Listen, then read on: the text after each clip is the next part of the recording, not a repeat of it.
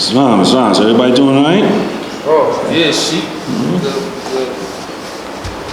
No, a little chilly out, so now everybody come down to the temple to stay warm. That's what it is. Get a little warm out, people like, As usual, it's good to have y'all here.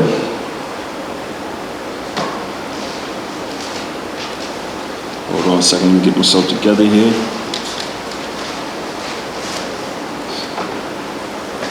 Now, of course, we always talk about different range of topics when we here. And of course, sometimes, unfortunately, you may get stuck in one little lane or whatever, just like our feds, that task to spend 360, we got to cover a lot of things.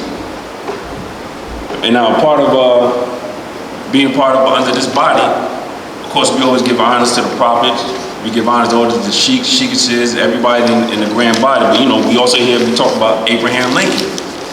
Of course, we know he's emancipator, 16th president, 13th Amendment with 20 sections, which we don't hear about. It's starting to come more and more of a buzz, like it or not. But then, of course, so I want to talk a little bit about him, the 1320. But even before that, I want to go more into his background. Because just quick, like what do we know about Abraham Lincoln's background? Okay. First, I rise to my highest height, give proper praise to Father God Allah. I give honors to all prophets, Jesus, Muhammad, Buddha, Confucius, and the prophet in these last day times, Prophet Noble Drali, Jeffrey Aram, Gideon, I greet y'all in peace. Abraham Lincoln was always, before he was a president, he was an attorney. He was an attorney? It's on. That's right. Well, okay, we're going to go back a little bit further than that because, where did he come from? Don't worry about it. Bottom line, the point I was trying to get to is he was always associated with the Melungeons.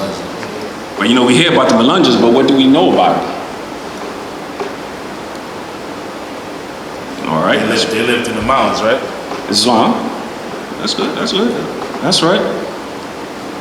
So all right, we're gonna go into that today. But of course, we like to start off with something from the Moorish Holy Quran. Start off with chapter 48, verse 5.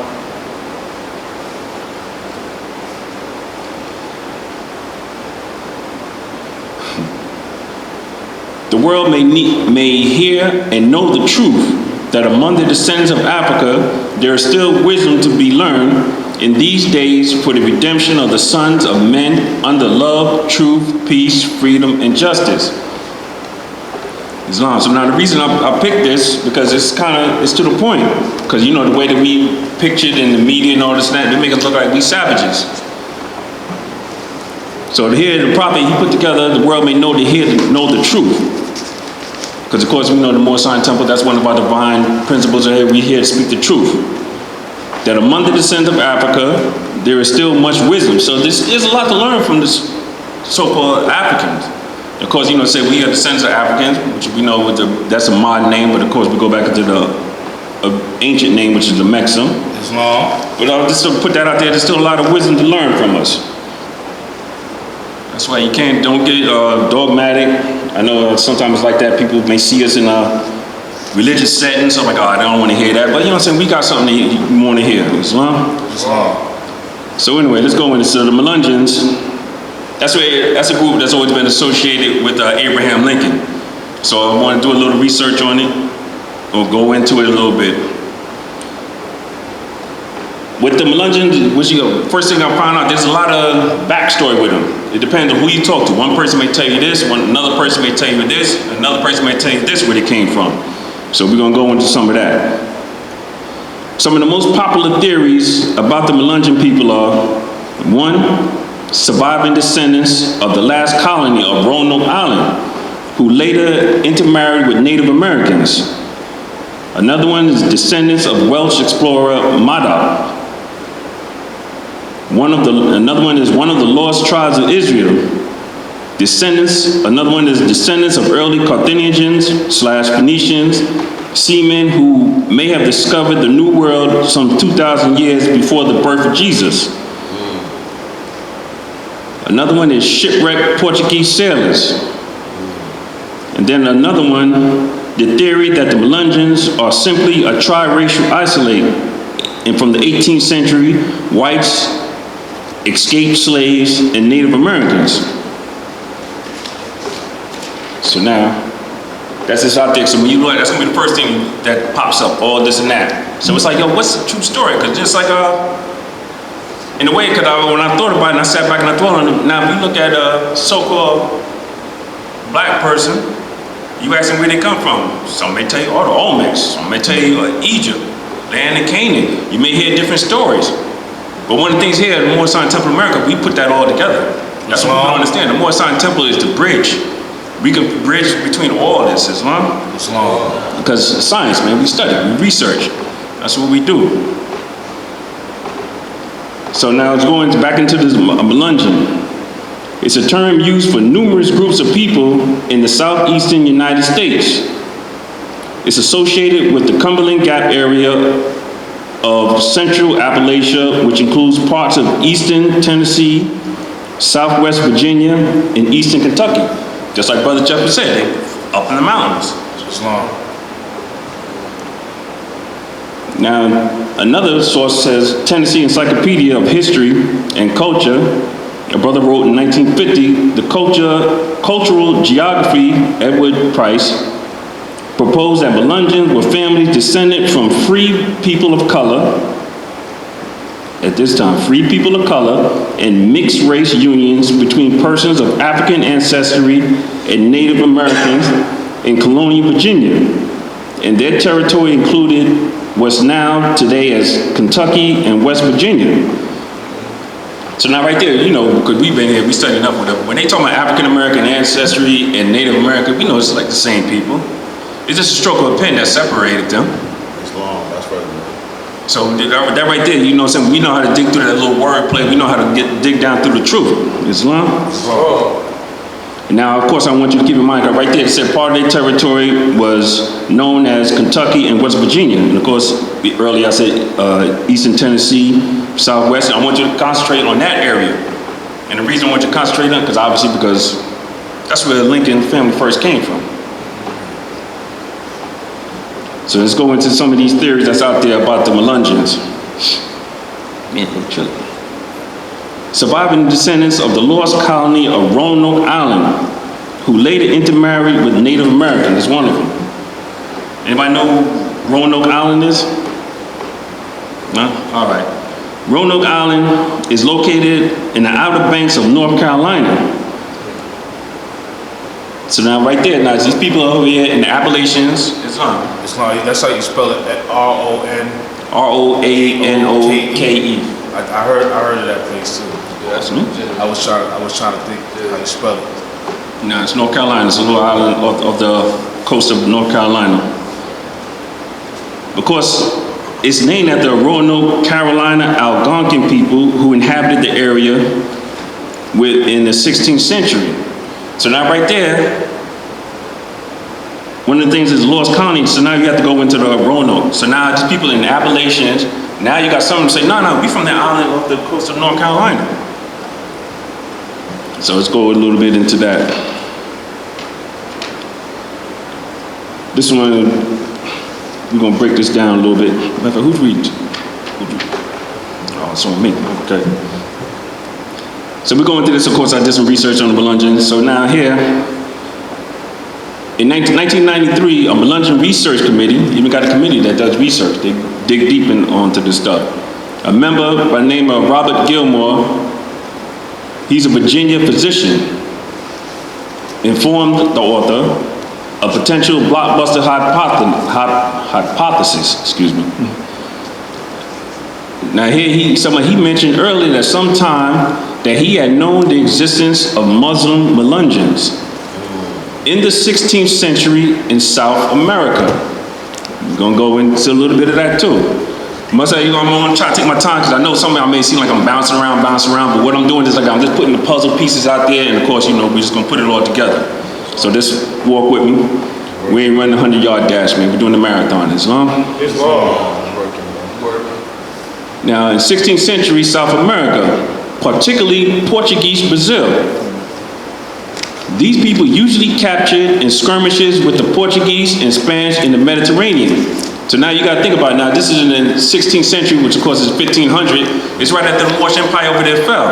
So a lot of us was war going on, the Inquisitions and all this and that. They was getting on. If you were Islamic, you were Moor. They was getting on you. Unless you wasn't converting to a Christian or what you call a Morisco, they was killing you. You had to get out the land.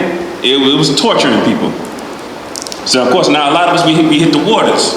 So of course a lot of them early so-called pirates, whatever, they said demonized pirates, whatever, because we was on the waters. We was captain of the sea, man. So we saw they boats, whatever, we was going at it.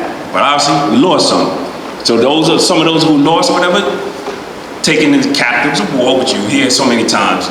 When people say like, no, we captains of war, whatever, they look at us like, oh no, y'all trying to just get rid of us. We was captains of war. We was in war, we got caught. Islam. Got captured. POWs, real talk. So now some of them they sent to Portuguese Brazil, because mainly it was Portugal and Spain that was getting it on. Before even Britain got into it, England got into this. And of course they were shipping more up to like Brazil, because you know Brazil, they speak Portuguese down there. That's one of the main languages.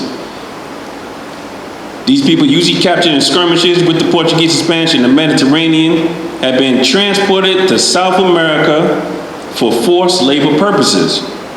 They referred to themselves as Malungo.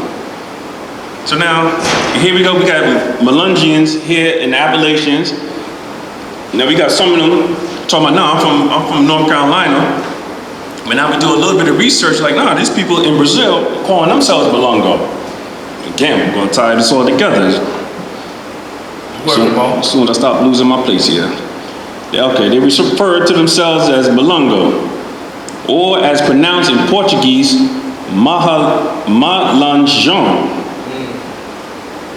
History records that these South American Melungians now, almost invariably spoke Portuguese on more than one occasion with almost invariably spoke Portuguese and on more than one occasion were freed on distant, uninvited shores by the Portuguese capturers. So now right there, even though the hosts captors for war, usually put you on whatever, the sugarcane plant or whatever it may be, after a while, I just let them go. But of course, now if I hold you as a captive and I let you go, I'm not gonna let you stay in my house. You gotta go. Speak on it, Mo. You know, you gotta get out of here, man. I don't wanna go to sleep and then wake up and you stand over me with a machete or something. I'm not trying to hear that. So what the Portuguese do? Oh, we're gonna get rid of them. We're gonna drop them off in another land that's not run by us. We know they're gonna cause havoc. Let them deal with it. So that's what the Portuguese did. In these cases, they were generally referred to as, let me get this right, emancipados. Portuguese, some Spanish, no good, so pardon me. I believe it's emancipados. That is free captives. One can easily understand that the Portuguese and Spanish rationale for freeing such unwanted settlers on North American shores as opposed to their own territories. It was more headache for their English adversaries to deal with. So now you abuse these people, you work them to death, whatever, now they disgruntled and all this and that. Send them off to the English. And I guarantee you, they didn't let the English people know. Just drop them off on the shore. Yo, be out. Of course, these people so happy to be free, it's like, all right, we survivors, so we survive. However, connecting these American Malungos and Melungians with their possible North American counterparts seemed a daunting, if not impossible task, it seemed impossible until Bob Gilmore brought to my attention that the fact that in 1586, Sir Francis Drake had quite possibly deposited large numbers of South American, even before I even go to that, Sir Drake, you look it up, obviously he was another one out there, he was working for the English. He was a merchant, he was a pirate, he was down with the slave trade, he was getting his hustle on, he was doing his thing. So pretty much, well, I'm gonna go into it. So Sir Francis Drake, he was quite possibly deposited large numbers of South American Muslims on a Roanoke Island, just off the coast of present-day North Carolina. So now, when you hear people talking about, no, we from in the Appalachian Mountains, they talking about, no, we from the island off the coast of North Carolina. Now it's starting to make sense now. According to David Beers, Quinn, editor of the Roanoke Voyager, Drake had captured as many as 500 Moors, Turks, and South American Indians of both sexes, Spanish and Portuguese soldiers, and a small number of Negro slaves during his South American expedition. You see how they mix it all in. They all the same. It's all the same, man. That's how I be looking at you, yo, you a black, man. You a black Moor or whatever. That's crazy, man. Don't make no sense. What's that old thing for black Moor or whatever? Come on, man. You sound retarded once you get into the language. But here, that's why, Moor Sun Temple, man. We can go get through all this. Oh, once again, Brother Jack. And apparently, and apparently, say, just make sure y'all got your phones on vibrate. As long, appreciate it. And apparently, the Moors and Turks comprise by far the largest proportion of these prisoners. Working more. Moors and Turks, because like I said, we was at war over there. So now the court captains of war, aka prisoners, slaves, brought over here. And now right here, we got proof that the Portuguese, they didn't take them back. They either left them or take them somewhere else. And right here, this one part, they took them to America. So here, this is like 1500s Moors in America. Muslims in America. Okay, in actuality, these Moors and Turks, of course, same, who were practicing Muslims would have considered themselves rescued from their Spanish and Portuguese oppressors. But pretty much what they're trying to say is when Drake came around, Sir Francis Drake came around, and he's like, yo, I'm gonna help y'all out or whatever. They like, oh, wait, you gonna free us? All right, let's go, man. Let's hop on the boat. Don't know about his alternative motives. And Drake's plan for these people indicate his recognition of their sentiment. No, it don't. We'll get into it. He was considered using them in some fashion against his Spanish adversaries in the Caribbean.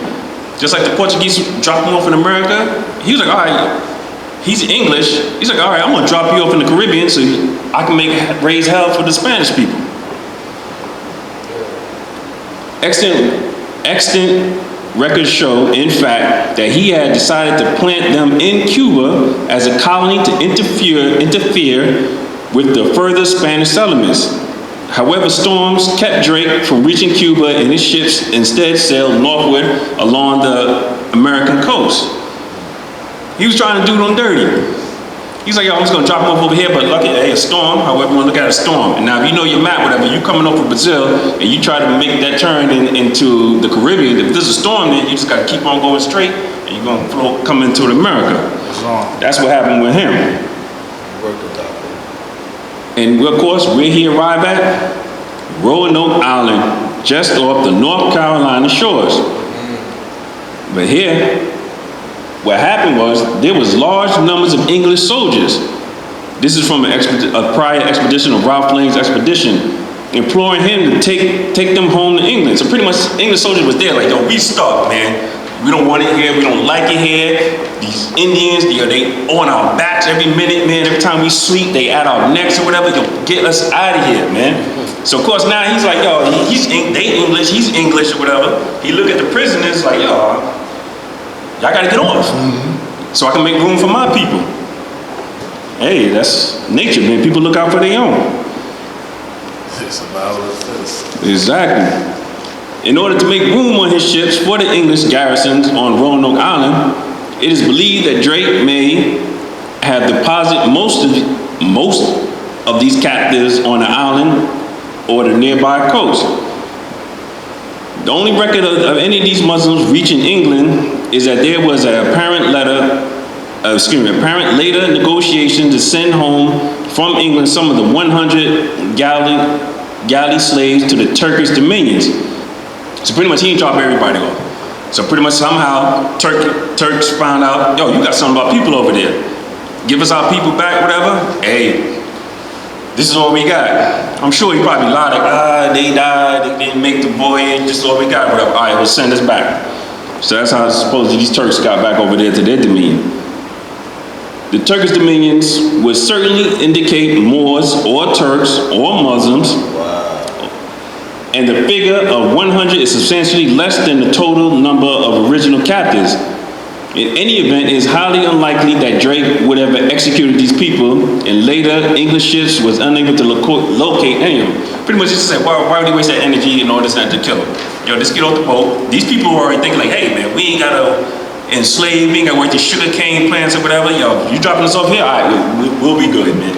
We'll survive. That's what we do. So now, of course, now that right there, and of course some of these theories or whatever, once I break them down or whatever, they're gonna coincide. So now right there, I was breaking down how some of the people from the mountains, the Melungeons, how they say they're from the Roanoke Islands. And of course, one of the other theories is shipwrecked Portuguese sailors. And of course, we went into some of that, so how some of them was actually was shipwrecked and were tossed off the boat. But also with the part of the shipwrecked Portuguese sailors dismissed, that's some say that that's dismissed because of their use of the English surnames and Elizabeth English language, type of English they were speaking at that time. The earliest encounter of Melungeons, regardless of their geographical dispersion, claimed to be Portuguese. They didn't say Portuguese, so you know that broken English, that Portuguese. And especially in Carolinas. Again, from the mountains, now they're in the Carolinas. Before the mountains, pardon me. The way they say Portuguese is the way that native Iberians or Moors would have pronounced it. Same thing. So you know we hear the same thing, the empire on both sides of the water. Moors, we was over there, just like we was over here. We giving all the proof right here, Islam. Melungeons were speaking Elizabeth English, the very form of English they would have known in the mid-1500s, either on their own or with Drake's help. That's one theory. England, but then when you get into it, England and Portugal and Spanish right there, they still have trade with each other. So even though you look at it on the map, they right there, so it's not that crazy that some people from Portuguese or Spanish may know some English. They're back and forth. Even with our trade. So now let's go into another spot. So now, of course, now we're seeing right here, they was in Brazil, they was in the Caribbeans, now they was in Roanoke Island, now they're saying they was in now they were saying they was in the Carolinas. Let's go into another spot. The Portuguese and Spanish were laying claims in this hemisphere in South America, the Caribbean and Florida, and also settlements in Georgia and the Carolinas.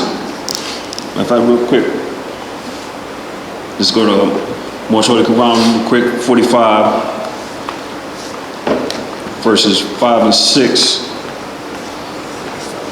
At the Moorish Holy Quran verses 5 and 6. This is just something that hit me when I was going through this.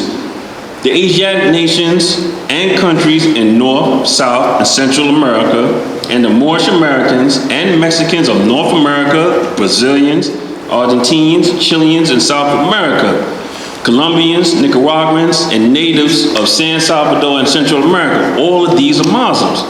That's what the Prophet said. And now we finding out that these Moors, we was all over the place. So right there, the Prophet doesn't makes sense, Islam. Getting back to what I was talking about. So now we was all over, even in Georgia, Florida, and the Carolinas. One settlement consisted of hundreds, if not thousands, of Iberian men, women, and children. And this was called Santa Ella, near the present-day Beaufort, or AKA right next to Paris Island, South Carolina. It provided 16th century Spanish, when they was over here, with a base for their operation in the Carolinas, Georgia, Alabama, and Tennessee, 1566 to 1587. So now right here, so we putting this all together, giving you a background. So now right here, if you just look and you see, just fast forward real quick, like when Abraham Lincoln, when he was campaigning, like this was like part of their smear tactic to put this picture out with him, of course, look like he's in Moorish garb. Make sure you get on the camera. Islam. You got that? So I'm just fast forwarding, and right now I'm just jumping ahead real quick, because you see like when Abraham Lincoln, when he was running, oh, this is a smear tactic. Look how they make him look. Look like a person dressed in of Moorish descent. Islam? What is he? Ask him what is he doing? Oh, exactly what he's doing. Oh, well, you don't know. He's getting ready to tie a turban. He's ready to put a turban on. That's what that cloth is, the way he's wrapping it up. For those who wear turbans on it, they already know, like, oh yeah, he's about to wrap that up. But they, at that time, during the time that he was running for president, they thought that was a smear tactic. Okay, now let's fast forward. So now that was the 1500. Let's move up a little bit. Okay. Now part of Tennessee, after the war, North Carolina had to give up some of their land.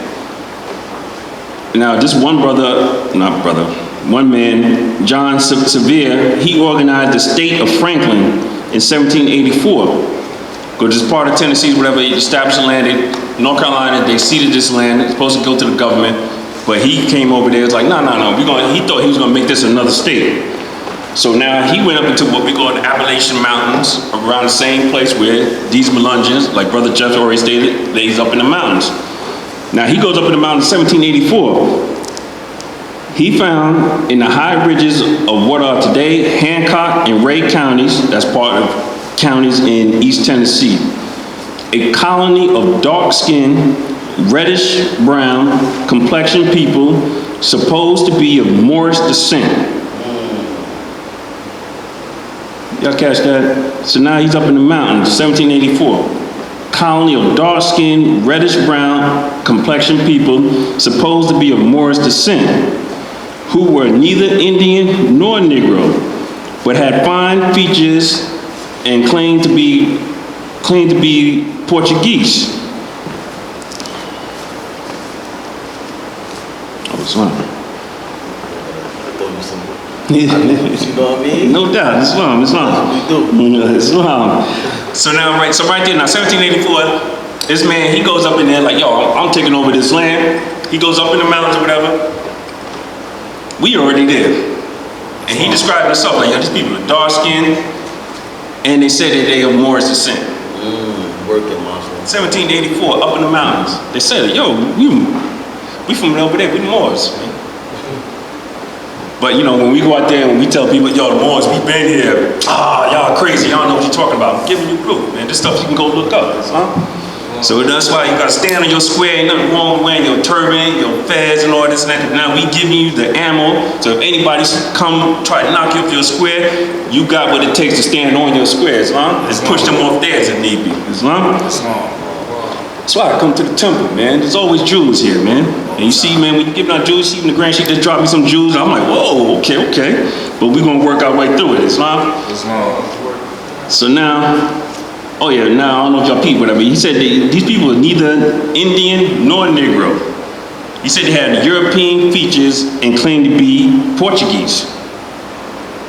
So now what you trying to say? These people, yeah, they dark skinned or whatever, but their nose, their lips don't look like the regular Moors that I know or whatever. Features starting to change. You know what I'm saying? We could be anything, man, because you know, our genes come everything. From our genes comes everything. Islam. But now let's go into, now we went to 1500s. We show how the Moors is here in America, in the Americas period, north, south, central. 1784, I'm fast forwarding. Now they up in the mountains. Why are these people hiding up in the mountains? The truth may be hidden along the coast of inland mountains of the Carolinas hills of the southwest Virginia and eastern Kentucky, wherever their trail led them to flee from the scorn of the white man. Many years, the isolated center of one of the most concentrated and deepest rooted Melungeon settlements. Its remoteness is obvious, undesirable as farmland to the white settlers, made it not a promised land for dark-skinned migrants, but a refuge. They're up there hiding out.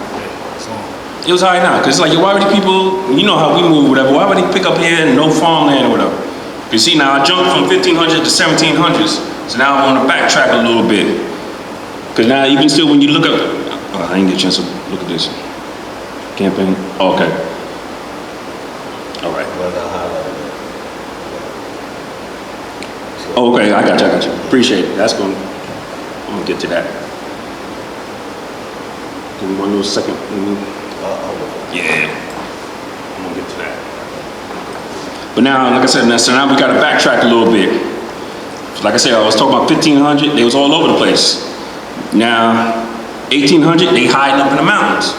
Now again, if you look for a lot of we look up for Melungeons, one description will go into, excuse me, a lot of them say that they're free colored people from Virginia who mix and intermingle with Europeans. So now let's go into Virginia. Breeze through this. Of course, 1607, James, the first British North American settlement was found in Virginia, Jamestown. You all heard that in school. Okay. In 1660, Virginia law enacted on English running away with Negroes. So obviously now, if you lay down the law or whatever, because I mean something's going on. They've made a law that, the English keep running off with these Negroes. So now we want to outlaw it. So in Virginia, it was mixing and intermingling. And it still goes on. Just a quick story. One time my wife and I, we went down to Virginia. Who was it? Our nephew was getting married, so we stopped off at a IHOP. It was one of them big IHOP. I mean, one of them huge, not the little cramped up ones here in New York. It's huge. And I'm sitting there, I'm paying attention. Place is packed. And I'm looking around. We the only Asiatic couple in there. Every other couple in there, mixed. A brother with a European, or you see that child run by, whatever, it's like, them parents is mixed or whatever. Now here it is, so now that makes sense. Now here's in 1640, like, yo man, just stop doing this, it's outlawed, man. But obviously they kept on doing it, and they still doing it to this day. Fast forward a little bit, in 1662, because right now I'm just laying the groundwork, like why these people end up in the mountains. In 1662, Virginia law enacted Negro women's children to serve according to the condition of the mother. That's right. So whereas some doubts has arisen, man, we gotta go into that. That's simple. So whatever the child is, excuse me, horrible. You are the condition of the mother. So now, once they started putting the dark-skinned people, started making them slavery, even though we wasn't the first slaves. The Europeans, they were slaves too, but they called them indentured servants. Islam. And a lot of them was getting treated worse than us. But then after a while, it's time once they started getting their numbers up, whatever, they started flipping. So now it's Negro, whatever your mom's is, that's what you are. So if your mom was, quote unquote, a free person of color, then that child was born a free person of color. If that, Islam. In this book I'm reading, they talk about, as the so-called colonists, the Europeans coming over here, some of their entourage were quote-unquote free black people from out there. Of course. And then they had translators. They was the translators of indigenous people here with the First Nation, they call it, which Algonquins is a part of, from Nova Scotia all the way down to the Floridas. So it's proof in the records that in the 1600s, like 1607, it was a indentured servant, but he was actually a first free, quote-unquote, black person named Matthew da Costa. Okay. Came through with France because the Spanish Spain came South America and worked their way up towards the West Coast, Louisiana, a little bit before Louisiana, Texas, and Mexico before they started changing the Mexico border. But the people they was talking about was basically the Moors. Islam, of course. So we had to know each other and speak the language with one another. But even still, like you were saying, well, let me get back to this. I'm gonna get back to the French too. So pretty much what the mother is, they made this law. So of course now, if of course a man enslaved, if he has a child with a European, that child is free. So you are what you are. So I wonder what Barack Obama's birth certificate says. Well, anyway, we're just gonna leave that. Kenyan American. Yeah. They say first black president, but really? Fast forward again, 1667, Virginia law enacting, declaring the baptism of slaves does not exempt them from bondage. So there was a time, it was like, hey, you know, Christians, you get baptized, whatever, oh, your sins and all that is washed away. But now it's in 1667, it's like, yo, I don't care you baptized. Hit them fields and do this work. If not, there's gonna be consequences. And again, I'm not just talking about us too, but these European, they were slaves too. We don't get caught up in the indentured servants and all, none of that. Fast forward again, 1682 in Virginia. Virginia law is enacted. Act 1 is enacted that all servants, that's another code word for slaves. Islam. And of course, it was, when they say servants, so-called black, white, it doesn't make a difference. Shall be imported into this country either by sea or by land. What? How you gonna be a slave into this by land? How you gonna do that? So right there, so in 1682, they know it's like, yeah, they all not coming from overseas, they coming by land. So I mean, you gotta be coming from somewhere else, from the south, maybe north. Whether Negroes, Moors, this is what it says. Whether Negroes, Moors, mulattoes, or Indians, who or you or whose percentage in native countries are not Christian at the time of their purchase by some Christians. So right there, if you're not a Christian, you were a slave. So now, of course, now we running around, of course, and we was dominating Europe for almost 800 years. Morocco, Tangiers, all them northern countries, they not Christian. So if they catch you on a boat and all that, or they even catch you over here, even though we've been over here, oh, you're not Christian? Oh, it's okay. Make them a slave. And all Indians which shall be sold by our neighboring Indians. Now right there, they even put it. Indians selling Indians. Because sometimes you gotta watch your own, man. Sometimes if you're not from my tribe or our culture don't match up the same, someone gotta go. Sellouts. Or any other trafficking with us for slaves, or hereby a judge deemed and taken to be slaves, all intents and purposes, any law, usage, or custom to the contrary notwithstanding. What else we got here? Further potential. Sound like the Constitution. Islam, man. Let me see what we got here. And further, well, let me skip forward. We ain't got to dwell on that. Okay, 1705 now. Oh, okay. Well, this is definitely going to be a part 2 next week. Islam? Islam. This is the description. Yeah, I know. That's why I'm going to get into that. I'm going to finish up with that. Okay, 1705, Virginia Assembly declared all servants imported and brought into the country who were not Christians in the native country. Pretty much that's just redundant of what they already said before. You ain't a Christian, you ain't on our side, man. You liable to be a slave. Sound like it was more like a military campaign. It's war. You know what I'm saying? We was winning, dominating them for almost 1,000 years. So you just think about it. So you got a dude in your block. Every time you come outside, he's pounding you, he's dominating, he's telling you, go to the store, go get me this and that. Yo, how much you got in your pocket? He's pretty much deboing. When you finally get the chance, what you gonna do? You going all out, man. You going all out. And they ain't just stopped in Europe, whatever. They took it to Africa, and then obviously they took word over here to the Americas. But now also, it's right on point. I'm gonna finish up on this, and then next week I'm gonna go into some more. Let's go into the physical appearance, because like I said, we already had one in 1784, John Sevier in the mountains. The physical appearance of the Melungeons. The classic descriptions of them as dark-skinned in either an olive or copper tint. That's their words.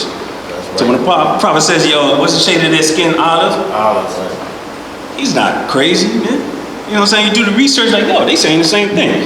But anyway, olive or coppery tint with straight coal black or brown hair, eyes ranging from black to gray, high cheekbones suggesting Indian ancestry, but with thin lips and narrow, fine features, faces of European or Oriental cast. It is few or more, in few or more rural or isolated communities where this has been little influx of population from outside world, a number of Melungeons have retained their early characteristics. So you go over the mountains right there, some of the people still have these characteristics. But some of the characteristics to a degree, but these are rare and the exceptions rather than the rule. Mixing and intermingling. So pretty much what I was saying, when I was laying down the laws about Virginia, they started cracking down on the laws. So of course now the Asiatics, and of course the Europeans, sympathizing, people who's mixing and intermingling, or some of the people is like, you know what, yo, they cracking down these laws, yo, we heading west. Roanoke Island and all that, it started cracking down, because this law started spreading around up and down the coast, where the British was taking over dominantly. Yo, we hide now. Like I said, they was in the mountains of refuge. And now right here, you have a physical appearance of what they look like. Now, I'm gonna end off with this, and I'm gonna continue it next week. Let's fast forward, because now we done heard enough about the Melungeons. Let's hear a little bit more about this most famous one that we know. The description, Abraham Lincoln. If any personal description of me is thought desirable, it may be said, I am height 6 feet 4 inches. Oh, I skipped over. One of the descriptions of Melungeon, they said a lot of them, they was tall. Them dudes was tall, but for whatever reason, the women were short, but them brothers was mad tall, man. They was basketball players. 6 feet 4 inches nearly, lean in flesh, weighing on an average 180 pounds.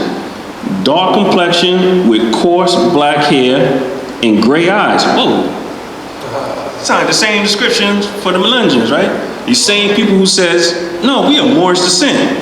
Now we don't gave proof of how they've been over here in the Americas and how they even got up there to the mountains. Now keeping in mind, Appalachian Mountains is part of it. I mentioned before, Kentucky, Tennessee is the area where Abraham Lincoln was from. Oh. He back to his, and gray eyes, no other marks or brands recollected. Yours very truly, A. Lincoln. That's a description of himself. Islam? So now with that, I just wanted, that took longer than I thought, whatever, but now, I'm saying, now we got to lay the foundation. So now we know about the Melungeons. That's even more proof how Moor's been in here in the Americas. Islam. It ain't nothing new. So now next week I'm gonna go into Abraham Lincoln, and now we're gonna go into, so now that lays more of a groundwork of how he was thinking about the slavery. Was it just a political move? You know, he said, if I can keep the Union going without freeing the slaves, I'll do it. But was something in him was like, you know what, yeah, I kind of sympathize with it. We'll get into that definitely next time. Islam? Islam. So with that, I say Islam and peace. Peace.